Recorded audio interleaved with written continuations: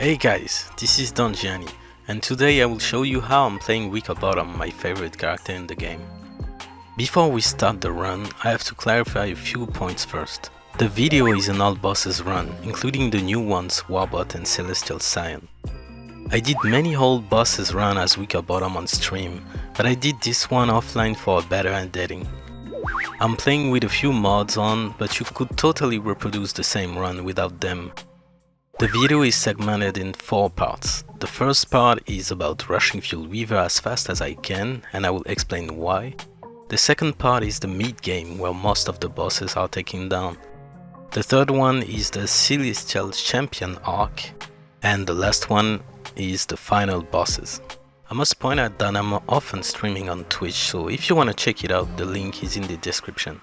Let's start the run now. As I'm entering in the constant, I have a few early goals, such as taming a beefalo, find dragonflies biome, get some living logs and secure a few papyrus. The start was quite funny because I didn't visit Mosaic first, which is usually what I'm prioritized as Wickerbottom. Whenever you think about the character, the first thing in mind is to gather a lot of reeds, right? Let me tell you that you can bypass the swamp and instead gather heavy sketches and blueprints so you can erase them using a cartographer's desk. Here I found a marble set piece that gave me 3 sketches, thus 3 papyrus. This is why I'm usually prioritizing Mosaic, so I can dig graves and pray for sketches. In this run though, I didn't find Mosaic early on and I decided to not bother. Living logs were secured pretty fast, same for the beefalo's wool, but I'm currently lacking gold, since I didn't find Mosaic. Luckily, I found Pig King and traded some pigskin for the early gold.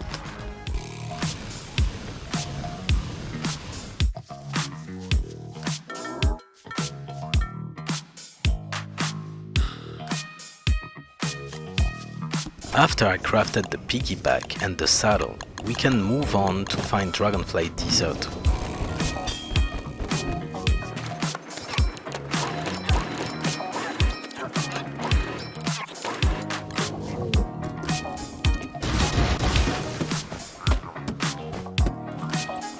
This is where I'm going to base. Some of you already know why I'm basing here, and I must explain why. I know these tips from MrGiggio, who's an absolute beast at the game. First, I'm planting 2 flowers near the lava pond and I place the broken Warbot just above. All the butterflies will be scared of Warbot and kill themselves in the lava pond. This way I can quickly get the wings I would need for the Glowhammer saddle. Second, the lava pond gives the maximum heat, which is 90 degrees for the thermal stone. Finally, tumbleweeds are a great early game source of twigs, grass and blueprint.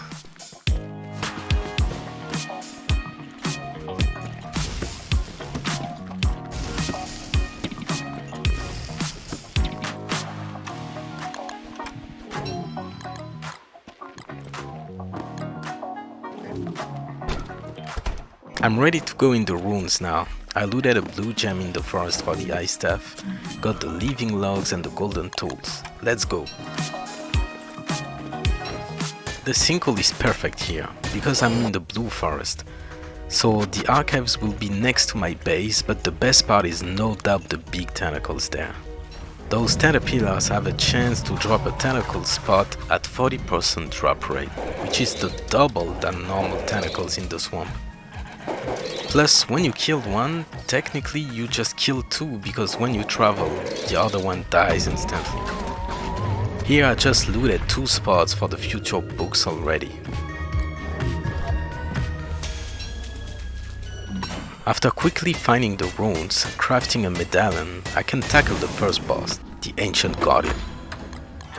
Here I also crafted a Magiluminescence, but I rarely do that, just because you do have a chance to get one in the big chest after killing the boss. It's much safer to have a mag for that boss fight, because the no light can really kill you.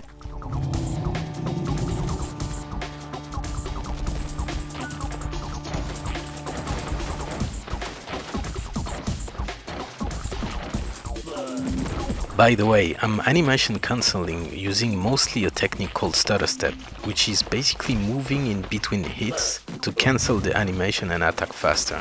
I did a video guide if you wanna check, the link is in the description.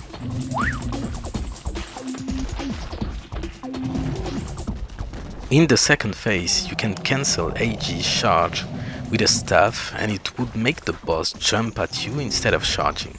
I love that method because it's much safer to me, especially when you only have a lantern when the light bulbs fade off.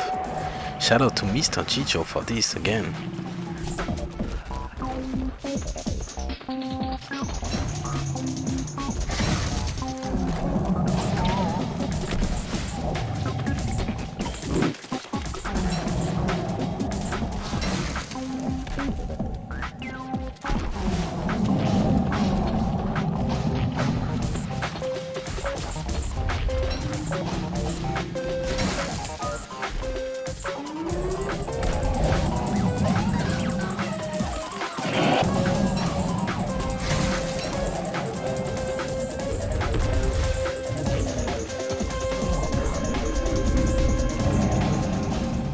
The boss is dead now and I make sure I dig those graves because I wanna get more papyrus.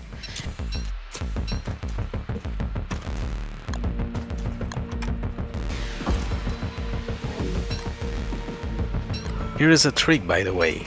Instead of carrying 2 boards in your inventory so you can recraft back the Carter's desk, instead I'm crafting 2 science and I hammer them to grab back the 2 boards.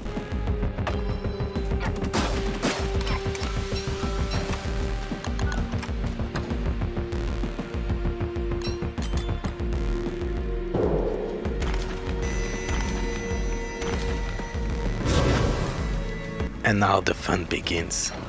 If you paid attention, I had a bone shard and a feather pencil this whole time in my inventory. Thanks to the green gems and the living logs, I can now craft the green amulet and the staff to multiply my papyrus by deconning the bookcase. Each time I craft and decon it, it gives me 2 more papyrus and 1 more living log, which is absolutely good for the whole game.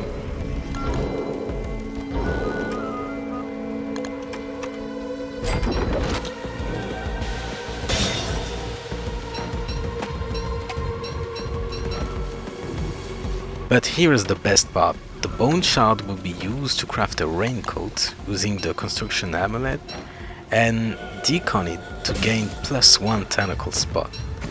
This way I can gather 5 spots in the blink of an eye instead of farming them in the swamps or through caterpillars. So we just multiply tentacle spots and papyrus. When we would come back to the base, we would instantly craft the tentacle books and have enough papyrus for the other early books. Shout out to MrGiggio once more. Thanks, dude. It's only day 9, so I decided to fight Daywalker with the Toolside Club and the pickaxe to mine the pillars. The fight is pretty straightforward, except that I will use a trick to bypass the second phase.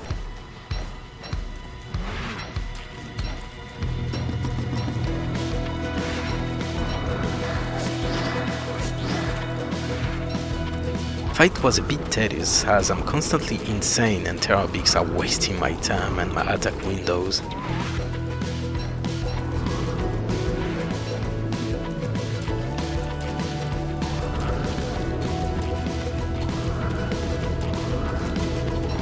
Usually in the second phase, after you destroy the pillars of course, the boss will slam you whenever you get close. If you're using an ice staff while being a bit far, the boss will instead charge at you. This way you can provoke the fatigue during the second phase and deal more damage.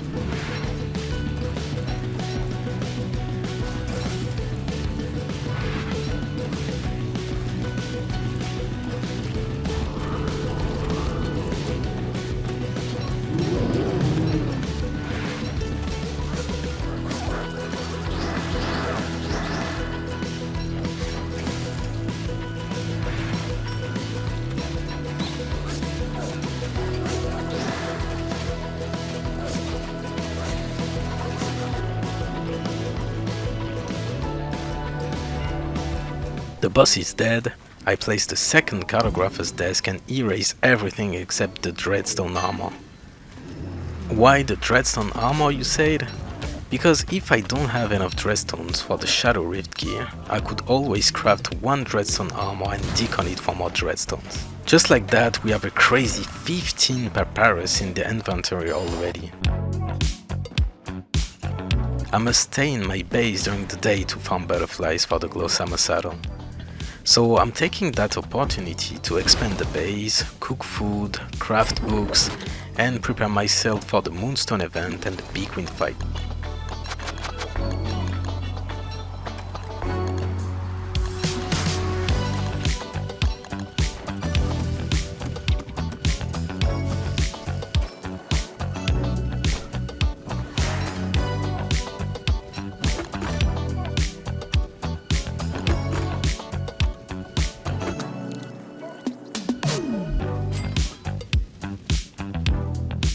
The full moon is about to start and we want the moon color staff and transform Chester into the shadow version to gain more inventory slots.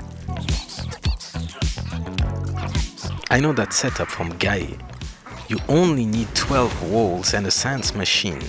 This is one of the cheapest and safest strategy I have ever seen.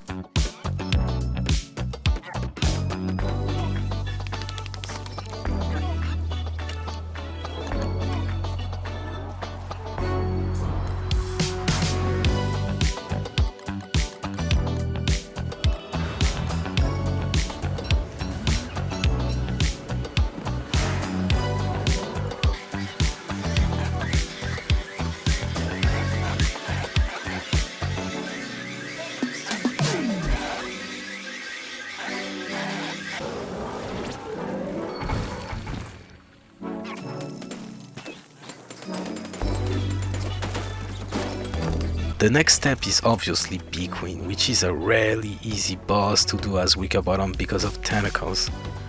I'm using walls instead of grass because I already had the cutstone in my base and I know that setup from Tiber and 39. Shout out to my dude. The setup is quite cheap, it's fast, and it allows tentacles to spawn in the corners while you are completely safe in the middle. While I'm spawning tentacles, I'm only killing Terrorbeaks because the crawling ores are slow and you can read more books before they reach you.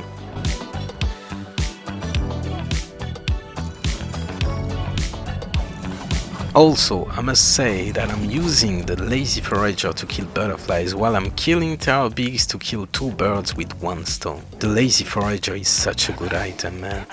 From now on it will be in my inventory for the rest of the run for sure.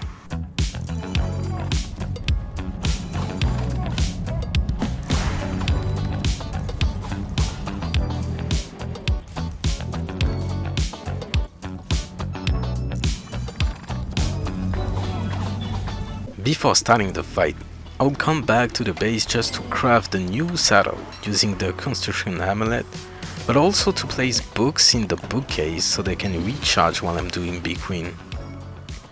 The fight is really simple, you only have to pay attention to your riding time and you'll be good to go. I'm also using one little trick. With the ice staff I stagger the boss to find a sweet spot where a lot of tentacles would demolish her. Once the tentacle hit the boss, you can hit yourself as well as long as the tentacles are targeting the Big Wind. But be careful, this is an easy fight, but it's also really easy to mess it up if you're playing careless.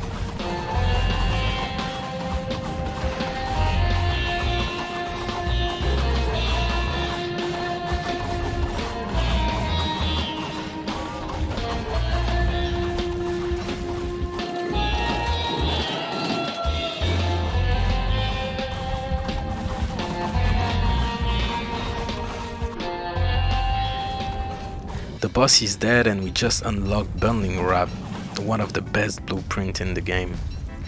I made sure to drop the piggy back in my base so I can instantly look for the suspicious marbles. I also picked 3 mandrakes for future pan flute, as well the 15 reeds I need. This is the first time I'm visiting Swamp and it's not even for the papyrus.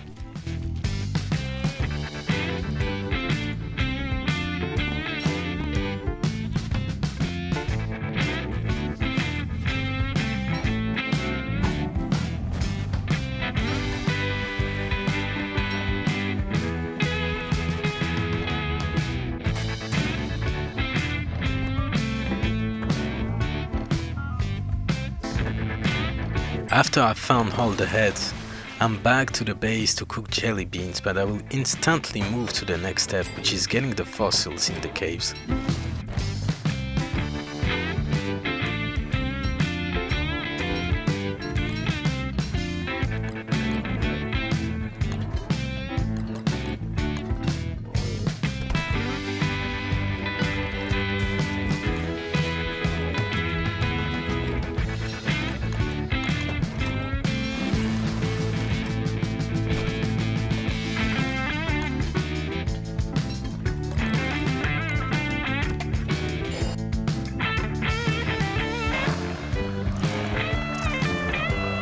I quickly grab those and prepare for the shadow pieces and Fuelweaver.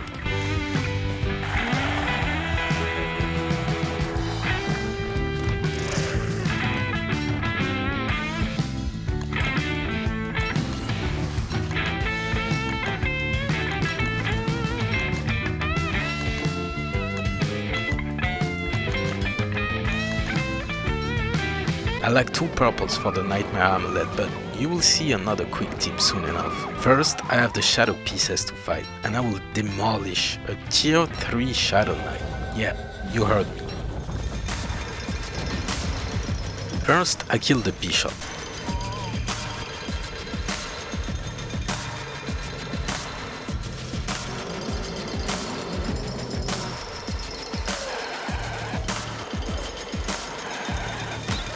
Then I use the Arachnophobia book so I can easily kill the rook. The knight will be slowed and it gives me more damage output. Did you notice that crawling horror being slowed too? I love that book.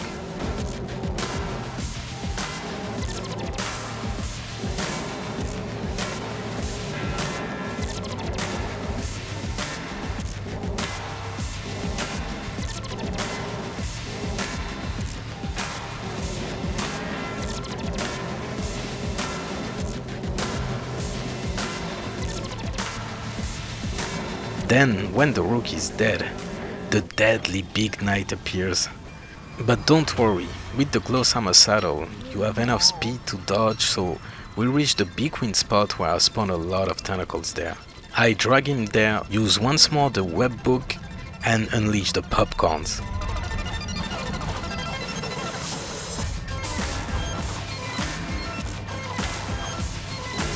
Usually I bring an ice staff with me so I can stagger the boss, but also draw back the aggro whenever he's not in the sweet spot.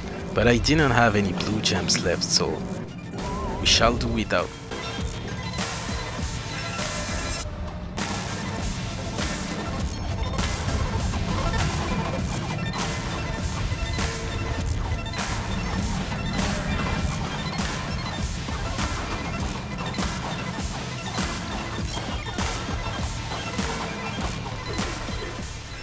Anyway, he died, the Shadow Atrium is secured, and I can finally tackle Fuelweaver now.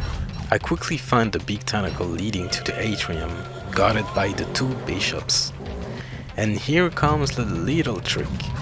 Before I went to the caves, I pre-crafted a sense machine and read one time the encyclopedia's book. This way I can loot the 2 purple gems on those bishops, and finally be able to craft the Nightmare Amulet for the Fuelweaver fight. This is something I never do, because usually I do loot some gems in the mosaic and even in the runes, but this time I had to add up. I quickly reached the atrium and guess what? I'm going to kill Fuelweaver with tentacles. Another strategy I know from MrGiggio, and it's absolutely wonderful. Did you know that any non-edible item you drop on the ground will completely block the tentacle spawning? This is why I'm dropping Nightmare Fuel here. Why fuel? Because as Wickerbottom you always end up having a lot of stacks, so you might as well find other uses for them. We don't have the same setup and layout though. I believe that he's using a better and safer one than me. Mine is kinda glass cannon and often end up with a 1 cycle kill, but it's also way more dangerous. Make sure you have a mag and a crown to be completely safe there.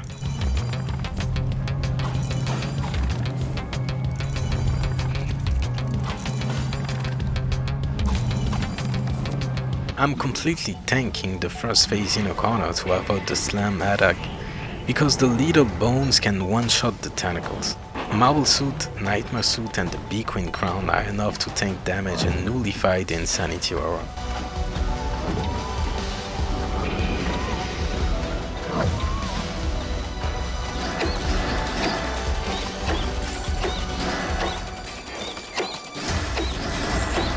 Then, when the second phase starts, I have to clear a bit of the wovens, dodge the bone cage, and quickly remove the ends while dragging Fuelweaver and the tentacle trap.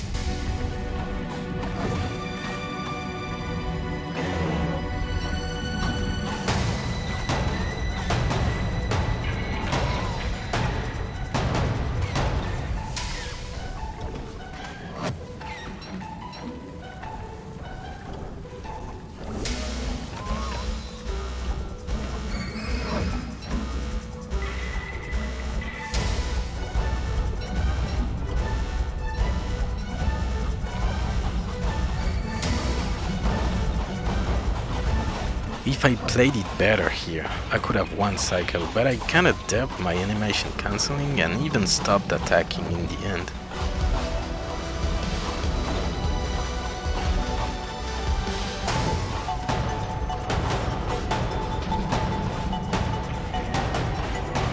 No worries though, I can quickly remove all the hands while clearing the nearby wovens and the tentacle will finish the job.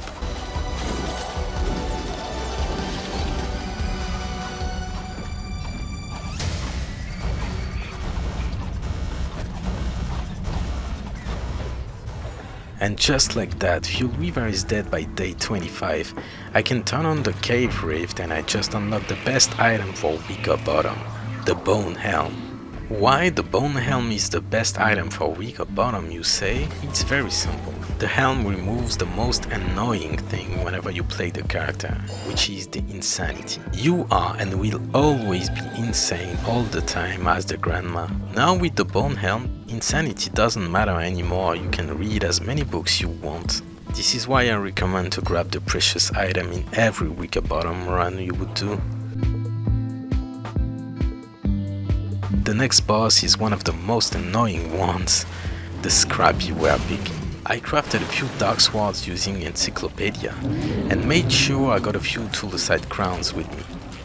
I'm quite bad for that fight. I never bothered to practice a lot and I'm always insane since my Bee Queen crown is usually low durability at that point. I think it would be better to craft one Toadstool suit and use the Bone Helm, but on the other hand, having the Bone Armor for that fight is quite good, so I don't really know.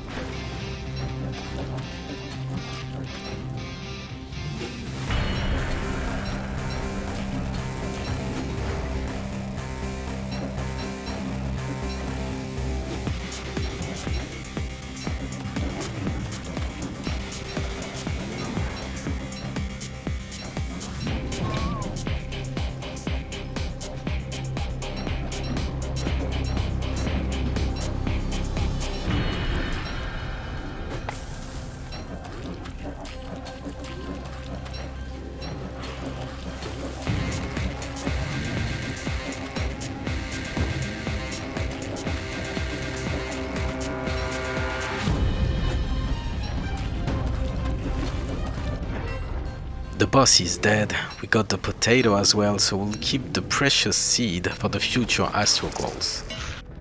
Look at that, the beefalo is finally tamed. I lost about 3 days of domestication, but that's alright, day 27 is really good to me. The next boss is Klaus, and I stumbled across the deers during the early winter, so I definitely know where they are, as they stay in the same spot off screen. The sack isn't in the deciduous forest though, so this is the first time to visit the mosaic. After digging a few graves to grab the gems and the sketches, I found the sack. This time I will fight on beef because it's an honorary. It will deal 50 damage each hit. Here's a little tip to dodge in a better way the fire spell. When the red deer starts the spell, do a tiny step away from Klaus and continue to damage. Then find a good timing to dodge, and if you execute it well, you would be able to continue to hit the boss without having to relocate Klaus. This way you're dealing more damage and then you're saving more time.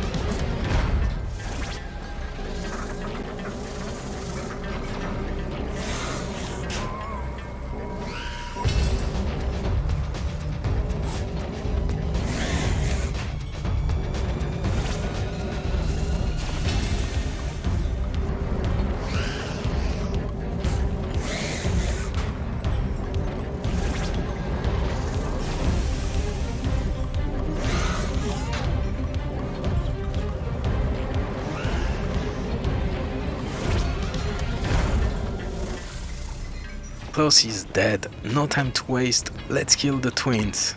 Back then I was doing the twins at the same time I was doing Bee Queen, but I changed my strategy because I think it's better to benefit from the longer winter night so I can kill them in one night. And this is such a hard fight, probably the hardest one in the run. See, the two bosses charge a lot, they dash, they spawn minions. Yeah, never mind.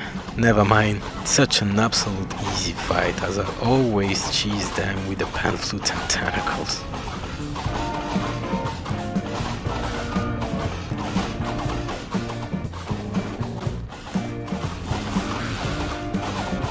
I know that's not even funny to watch, but man, it will always feels good to watch tentacle damage.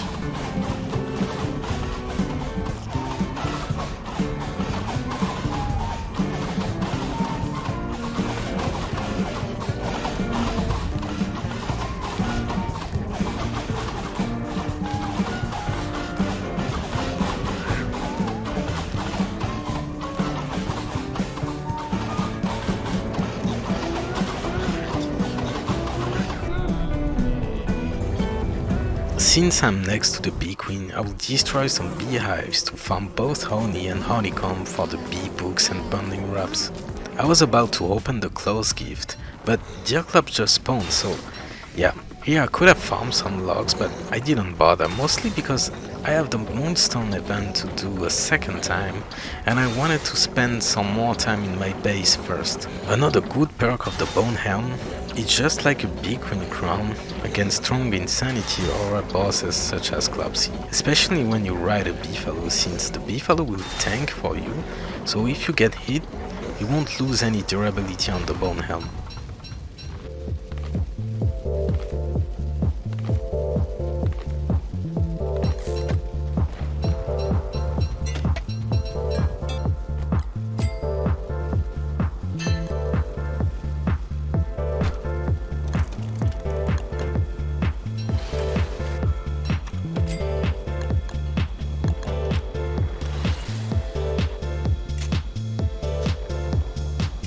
The next step is the second Moonstone event, as I was saying, mostly because getting a second Moon Color staff is so good for the first summer.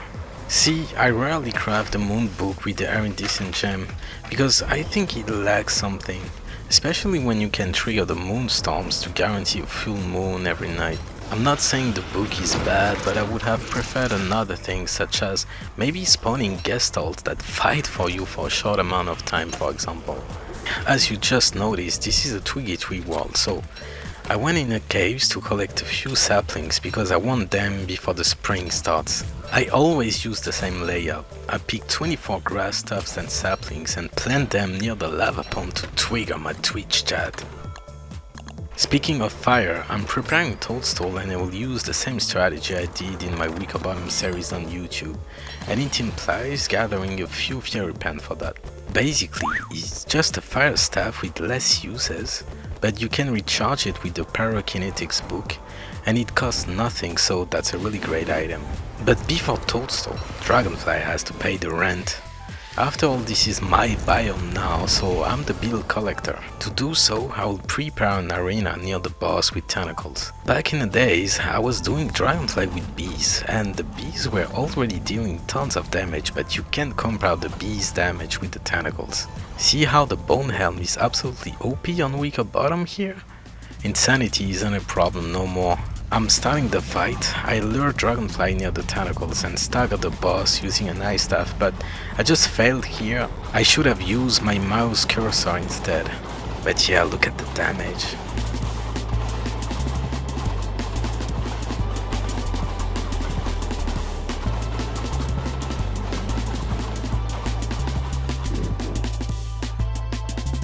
Most of the time you'll do the fight without having to use the pan flute, but for more safetiness it's better to have it.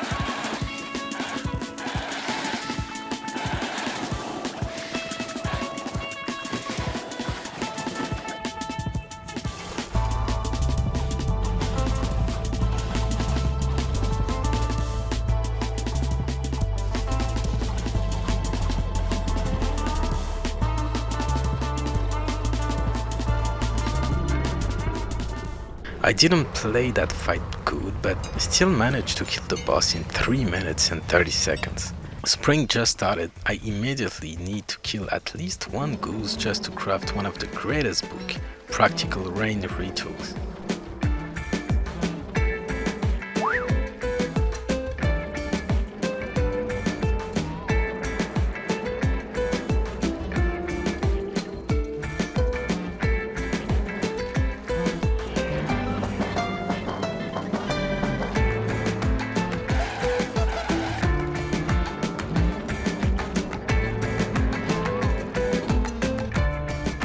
You can control the rain with it, so you have access to a few tips, such as triggering the rain to complete an easy pearl task or making it rain during the whole summer in surface to avoid wildfires.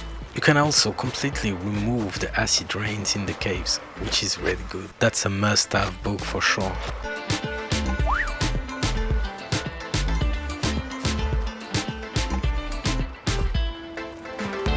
Now I'm ready to face Toadstool, so I grab all the stuff I need for the fight, go in the caves, find a spot and start summoning bees.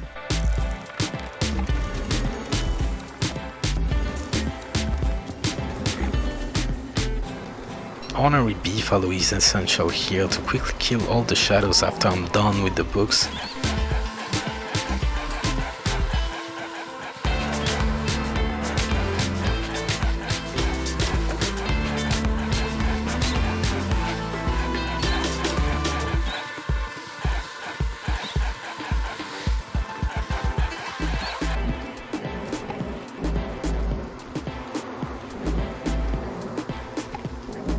I know the strategy from JJ and it's such a good strat, but it takes a few fights just to figure out what you can and can't do. You always need to be far from Toadstool and let the bees attack whenever you have the aggro. If you trigger the boom swarms, all the bees will instantly die and you will be the saddest grandma. The only window where you can attack is when the boss tries to go back next to the hole before summoning spore caps.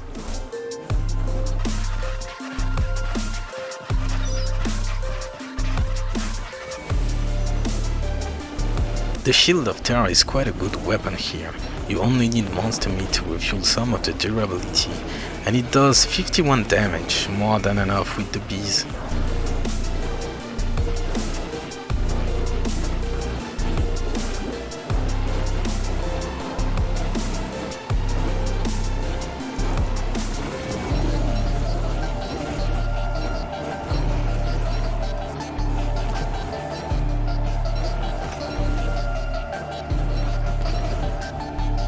Notice how I'm using a new pond every time I'm cleaning the spore caps, just because if you have a poor positioning, all the bees will fly in the spore cloud and die.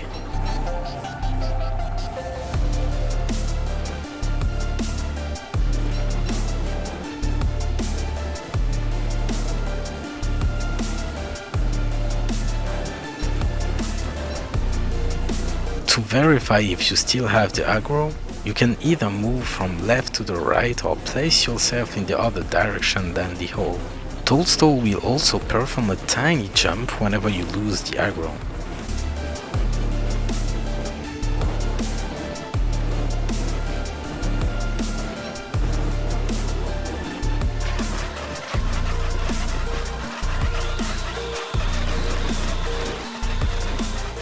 I suggest to bring a pan flute or sleepy time stories if you want to try the fight for the first time.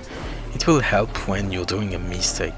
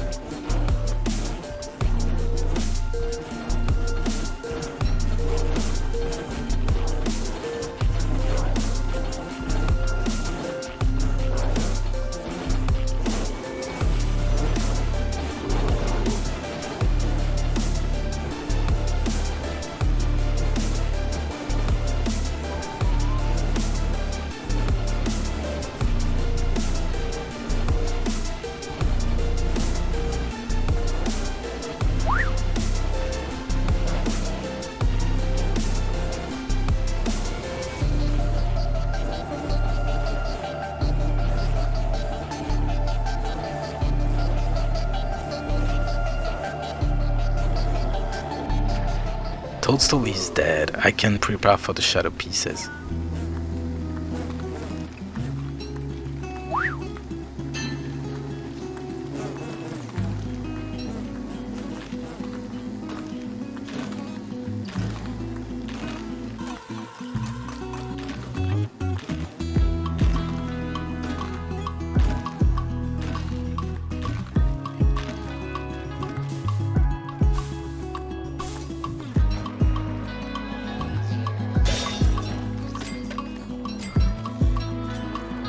I'll kill 2 tier 3 knight this time, just because I want 2 shadow atriums for the future rift stuff. And we'll use the same technique for the first fight, but this time we do have an ice staff. Another strategy I know from MrGiggio, I only added the arachnophobia used during the second phase of the rook, and the ice staff stagger trick.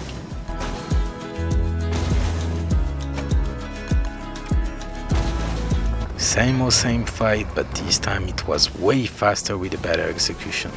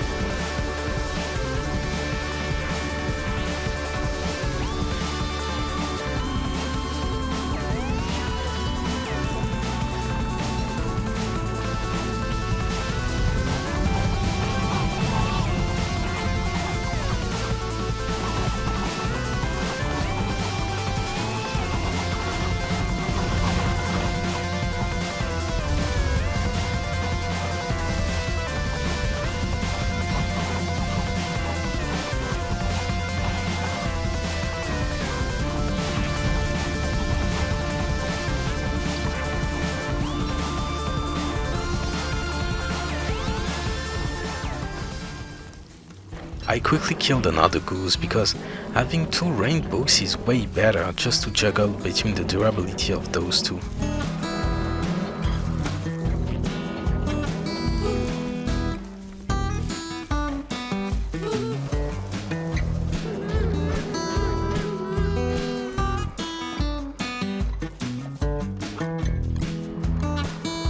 I can now go in the archives and then the runes. Now we need a toolside bug net, so we have to cook an ambrosia and feed it to the dust mod in the archives to get the blueprint. We need collected dust to craft toolside bug nets, and we need astral detector to complete the CC arc. I quickly did that and jump in the runes.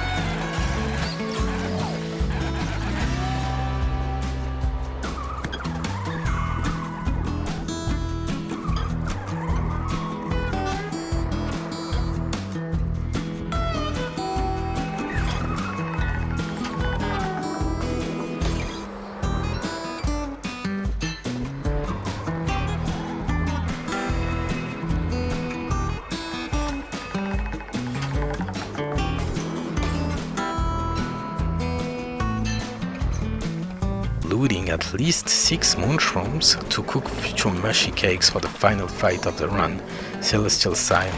Mushy Cake now removes the slowing effect from the Gestalt attacks and the damaging field from Scion. I can also grab some living logs. I made sure I bring Hutch so I can have a way to inflict damage so I can fight Shadow Rictus. It took some time because a worm came to the party, but this fight is much easier than the Ink Blights and it's also faster.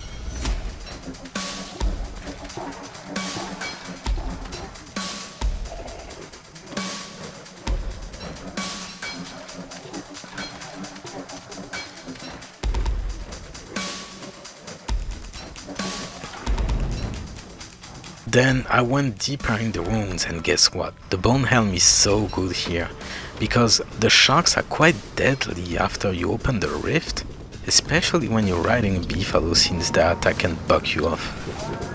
Let's go in the lab so I can loot the 2 possessed atriums first. I always place the trap in the chest as well, because I feel it's faster when you kill the chest to lead the possessed atrium in the trap. Sometimes if you're lucky, it can instantly be trapped, but that's not often the case.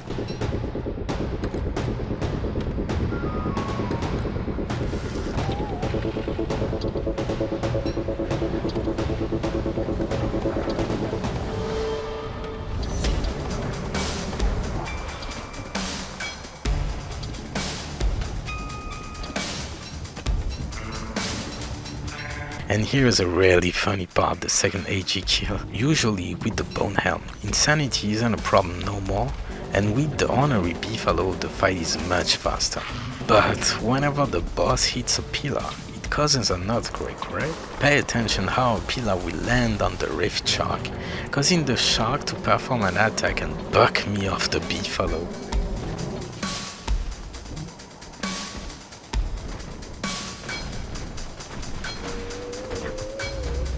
That was crazy. I didn't know what happened at the time, and it could have been so much troubles because my beefalo could die here. Luckily it didn't happen. I was able to remount the beefalo and finish the boss. Phew! Who knew second AG could have been a problem, man? That is why I love DST. Every time you learn new stuff. Anyway, back to the station. I craft multiple Deacon staves, and I will explain that later on. Also getting the Shadowcraft Plint and various other runes items, and we can finally leave the base. Look at how many bundles I have in my inventory. I never play without bundles, they are essential if you wanna amass a lot of resources in one travel. Back to the base, let's add more flooring and craft the Void Gear.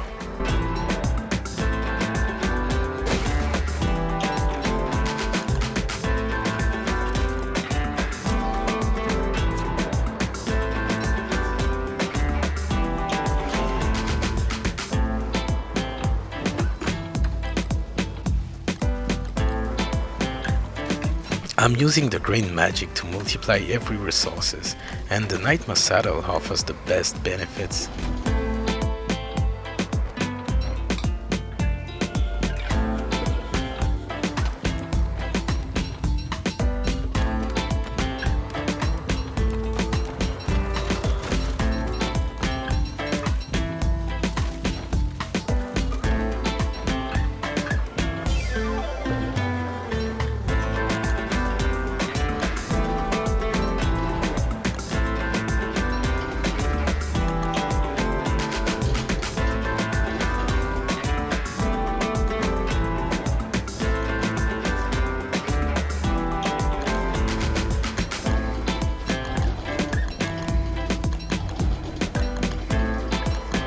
I completely forgot to reskin my beefalo. Didn't even notice skins disappear whenever you change the bell. From now on, we are officially a shadow dog. And we can move to the next chapter, the CC arc. For those who watch my stream, you know that I really don't like the CC questline. I'm trying my best to do CC rushes, and every time I think I'm starting to like it, something bad happens and it makes me want to kill 100 beefalos to calm myself down. Here it's not the same, because we are day 50, so we have access to 2 free pearl tasks, the lure plant and the flower salad. Summer will start in 6 days, so we'll wait the hot season before finishing pearl task. Tonight we are fighting the Eye of Terror and I don't have anything to say about it. With the Nightmare Saddle and the beefalo, the boss felt like a joke.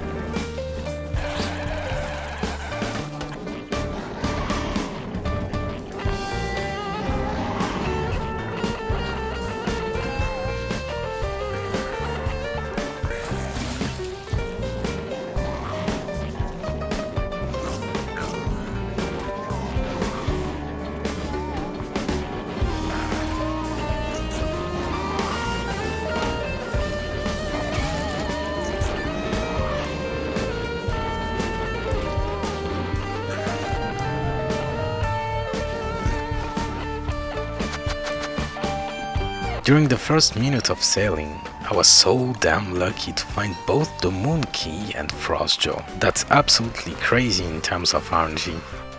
Usually in this run I would dedicate the second autumn to find everything in the ocean while preparing for Scion, but having the luxury to do other stuff during the season is so cool. It was a possibility that I would find Frostjaw, so I have a sea fishing rod so I can fight the boss right now. Frostjaw is another boss I never bothered to practice to get better at the fight. Usually I fight it whenever I have bone armor and void gear, so even if I'm doing mistakes I would still be able to kill it. Once you have a clear view of the patterns, the boss is fairly simple.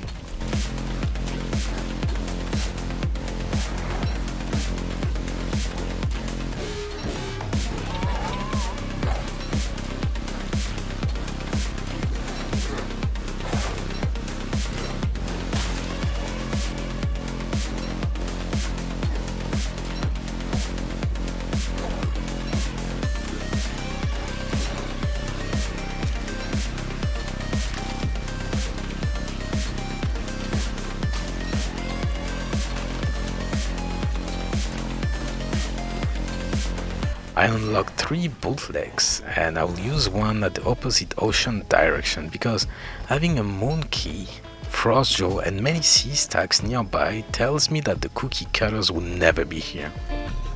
I prefer to try locating them in the other way, and we did a good guess because 10 seconds after I just found them. I gotta admit that was really lucky, but the thought process was correct. I can now farm cookies for pearl and get some salt for the future collected dust.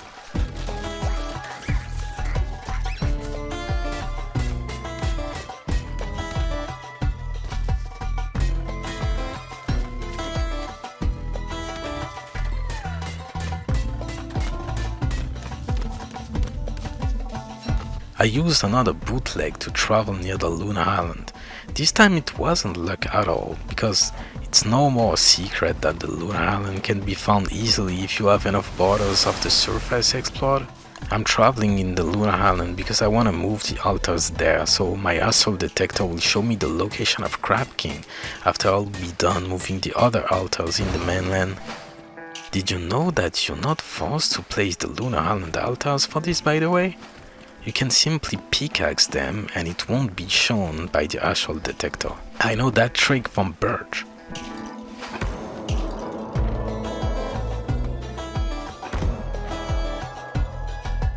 As I already found the bottle to locate Pearl, I can go back to the base and prepare for summer. As the season started, I'll instantly kill antlions so I wouldn't be bothered by the sinkholes in the surface. It's now a common trick to use the rainbow just after socketing the frozen thermal stones and wake up the boss, but whenever you fight with a beefalo it's not a need at all. I did that for a better visual effect, thinking about the video I would create afterwards.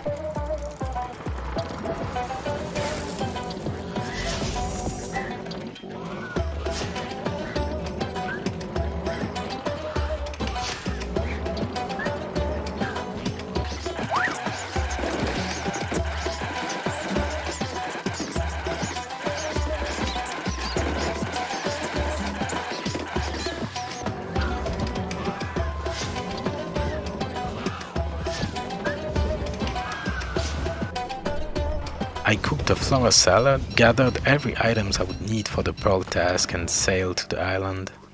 At this stage, getting pearl is really simple. The lure plant, flower salad, rain and chair task are enough to save yourself removing the chunk or even fishing, so that's really cool.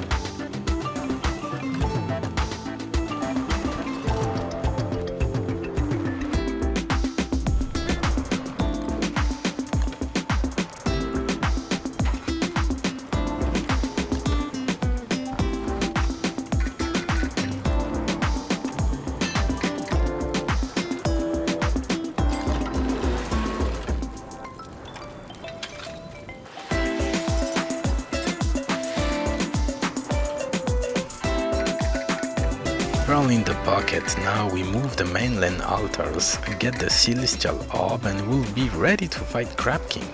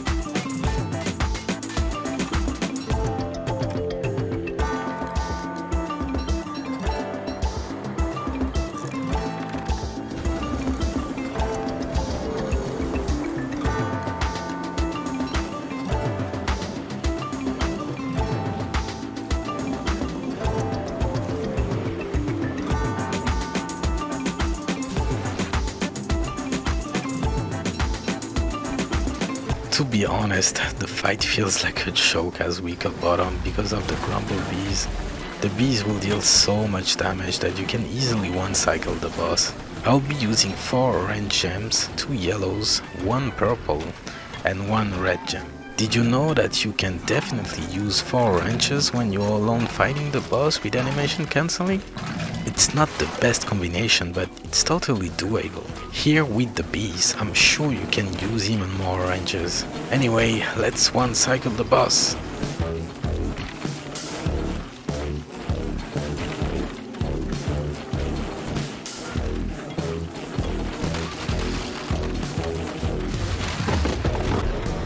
Yeah, it's that easy.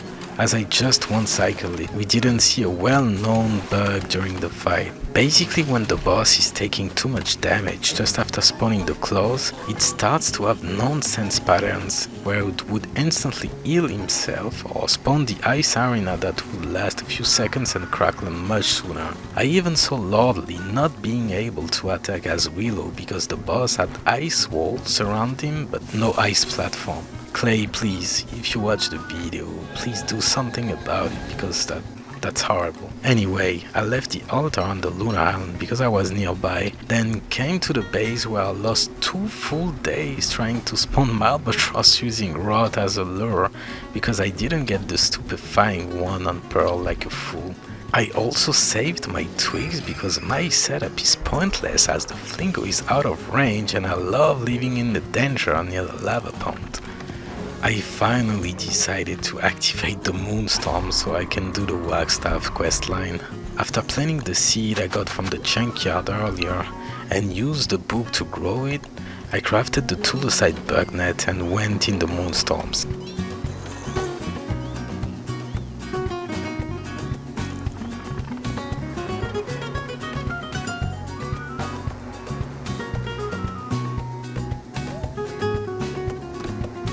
As Wickerbottom, you have access to a wonderful trick to multiply infused moonshots. You only need the End of Night book and the lightning rod. Yeah, I know, that trick is amazing.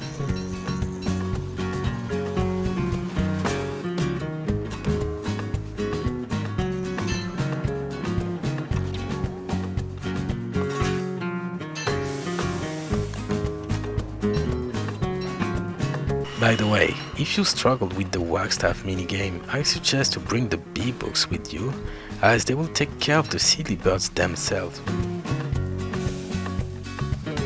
Moon gleams are caught, the restraining static in ends. We can now go back to the Lunar Island and finally fight CC. Day 69 is really late, but I didn't need to kill it sooner, as Wickerbottom doesn't benefit from the crown because you will constantly be insane, and Mayhem is 1,000,000 times better than the crown.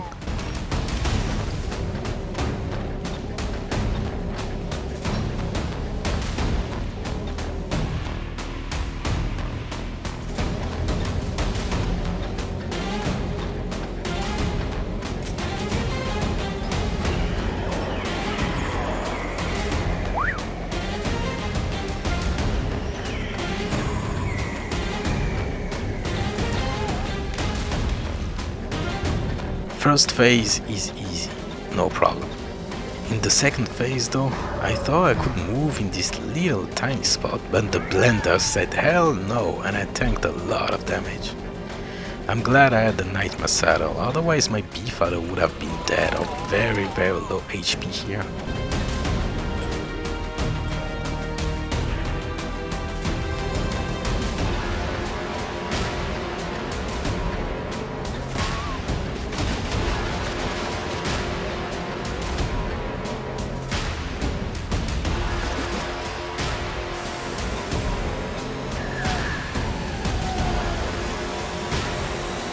The rest of the fight was absolutely not smooth, and my Beefalo even got low health with the red warning. That is the first time it ever happened to me, and I'm ashamed to show that on video, really.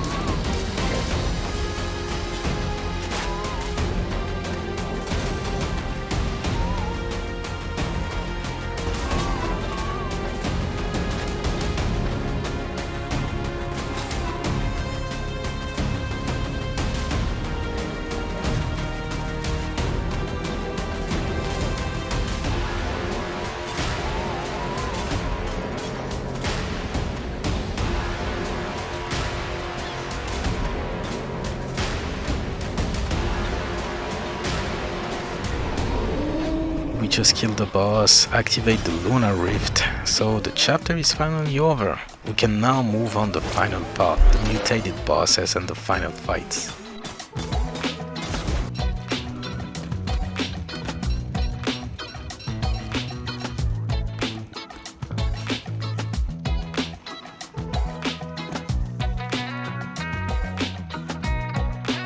I'm currently in the second autumn, and this is clearly a window where I have nothing to do except restocking resources, prepare everything I need for the final fight, and find something to do to not get bored. So first, we kill Bee Queen a second time to cook more jelly beans. The fight is even easier with the Nightmare Saddle, as you can simply tank the boss whenever tentacles do the main damage.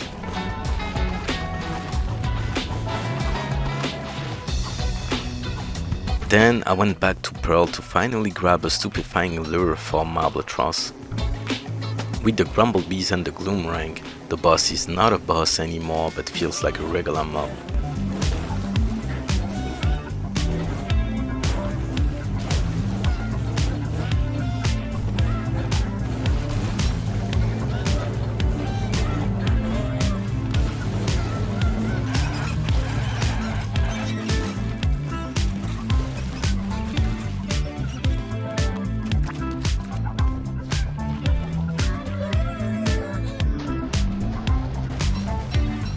Then I did Dragonfly a second time because I wanted some scales for some scaled flooring, but also to save my Deacon staves. I'll let you know why whenever I would start the final quest line.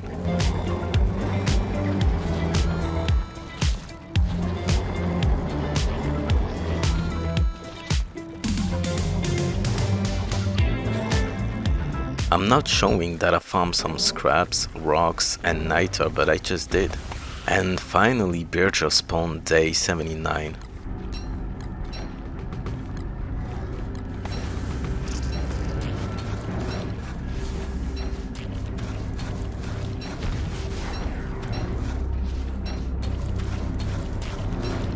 When I got back for good in DST 1 year ago, mutated Birger sounded like a nightmare to me.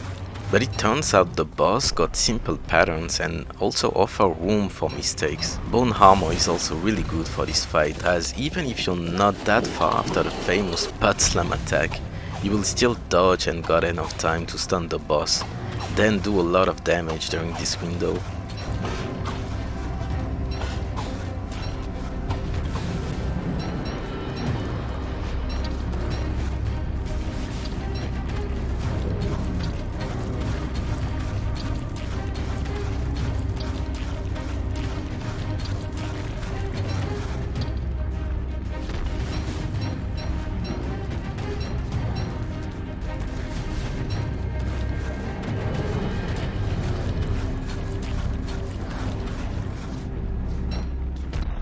Boss is dead, and during the same day I had a chance to track a mutated Varg, so let's get that as well. In autumn it's always tricky to find a normal Varg because whenever you kill it, since there is a lot of red hounds, the fire can scare the guest hold and cancel the mutation. To counter that, you can either bring ice staves or a pyrokinetic book, which I didn't, of course. So I made sure I killed every red hounds before giving the final blow. For the mutated Varg, you can use the Trust Me It Smells Good Lunar Breath attack to kill his own hounds, stun it, and have a huge damage window. I always do those two on Nightmare Saddle, as I can play carelessly and still come victorious out of it.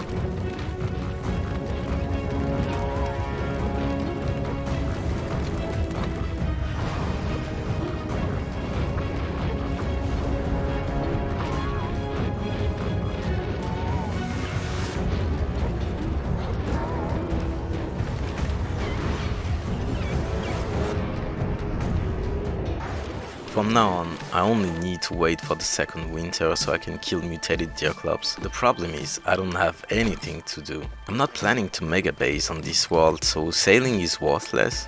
Same for the base decoration or farms. I could farm more Dark Taters, but that can be done in a blink of an eye now, so let me think. Well, let's go for Misery Toadstool then. All the variants of the bosses such as Klaus, Toadstool and Scrappy Werepig were not on the list. But it's good that I have a chance to showcase this fight, just because of how quick it is with the Grumblebees using the very same technique I did for the normal version.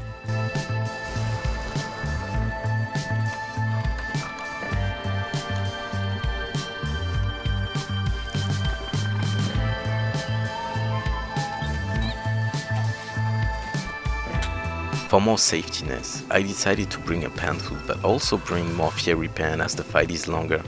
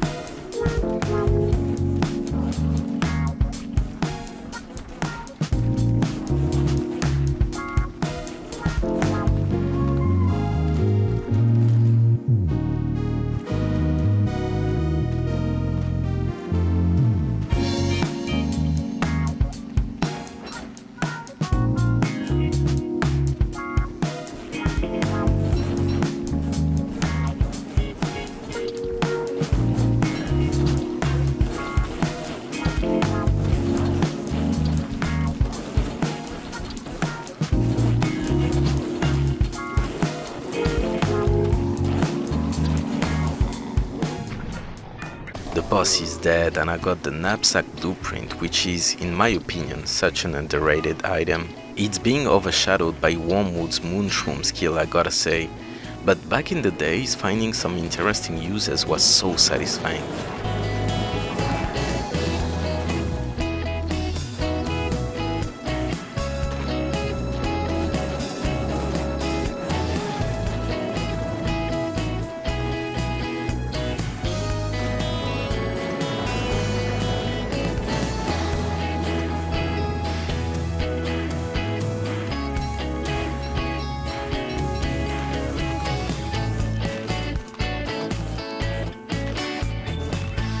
I'm back in the surface and Bright Shade Husk finally spawned in my base.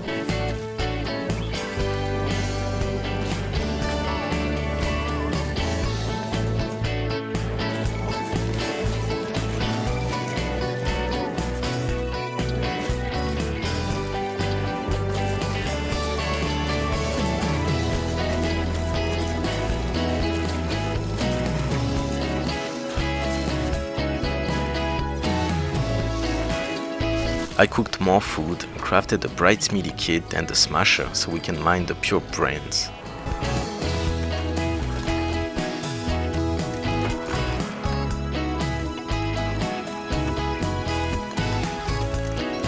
I went back in the junkyard once more to get the final scraps I'd need for the final fight.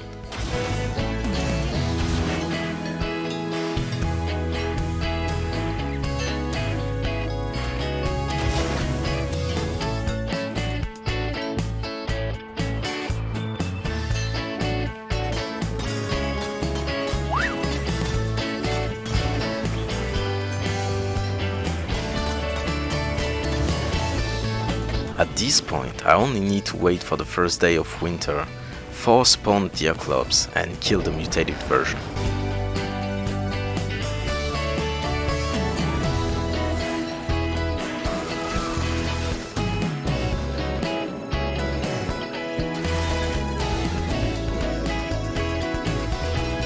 The fight is pretty straightforward. I'm waiting 2 ice attacks before using the Fiery Pen and continue to attack.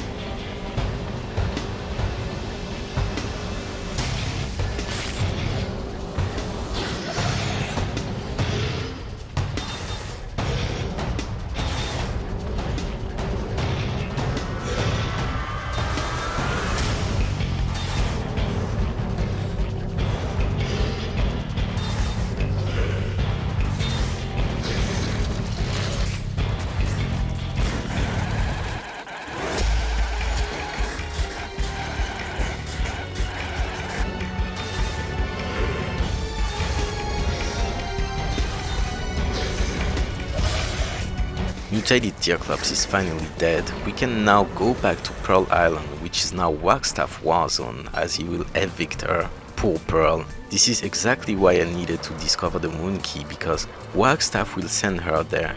But as you can see, I have a little problem. Apparently, I didn't spend enough time in the Moon Key or didn't discover enough of it. I suspect you need to go near the Monkey Queen so you can finally give the map to Pearl so she can go there. So I had to go back once more to the Moon Key, sadly.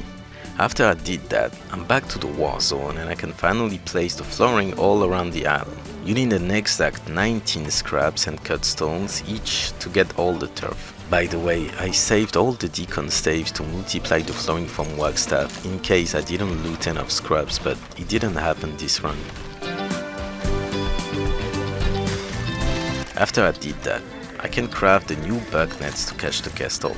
I will grab 5 normal ones and 1 in the Lunar Grotto because the rift just ended. In retrospect, I could have activated the Moonstorms again just after CC and tried to catch the Gestalt during the night to avoid going back in the Lunar Island.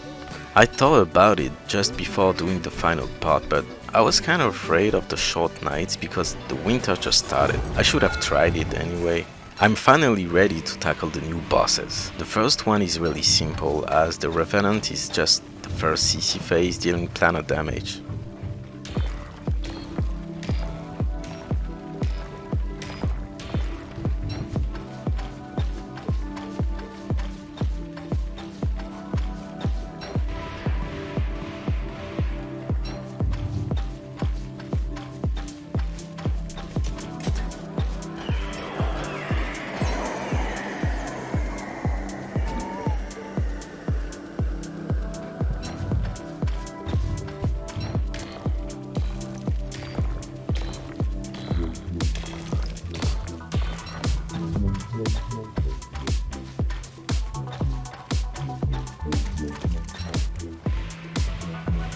I quickly killed it, used the last bucknet Wagstaff gave me, and now we can fight Warbot. In the beta, Warbot's missiles were quite deadly as you needed a lot of fire sources to avoid them, but when the final update came, Clay made a change that if you're freezing, you won't be targeted by the missiles. This is why winter season is the best to fight Warbot in my opinion. I will let myself freeze and use the jelly beans to get back my health. Jazzy made a real great video explaining the crystallizer was really good during the fight as it will make you freeze outside of winter. Feel free to check it out if you didn't. Also, I will use a little trick here. I will bundle a warm thermal stone and unwrap it just after I'm done with the Warbot fight. I'm using bone armor, the void set, and a lazy explorer so I can telepoof whenever I'm in danger. For healing, I have a lot of pierogi and glamour scoop, so it should be more than enough. I won't really explain the patterns of the boss, I will let you try and practice it.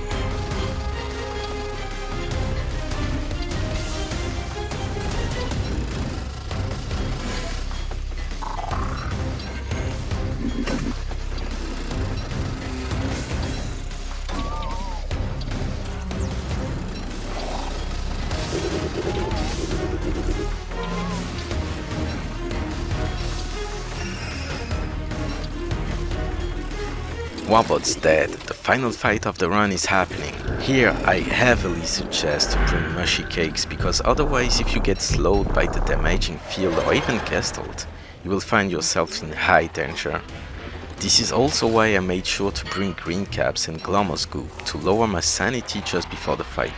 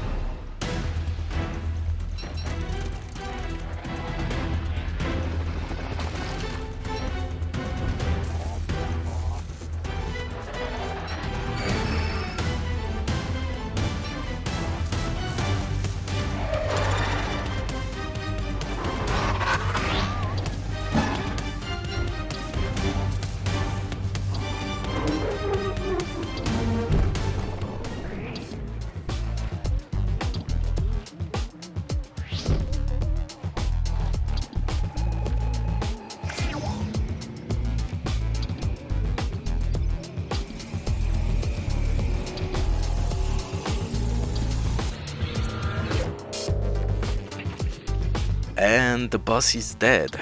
Day 97, everything is dead in the world, and now we have access to the jewels that we can socket in the crown. I won't go in further details in this video, but I can tell the crown and jewels combination is stupidly OP.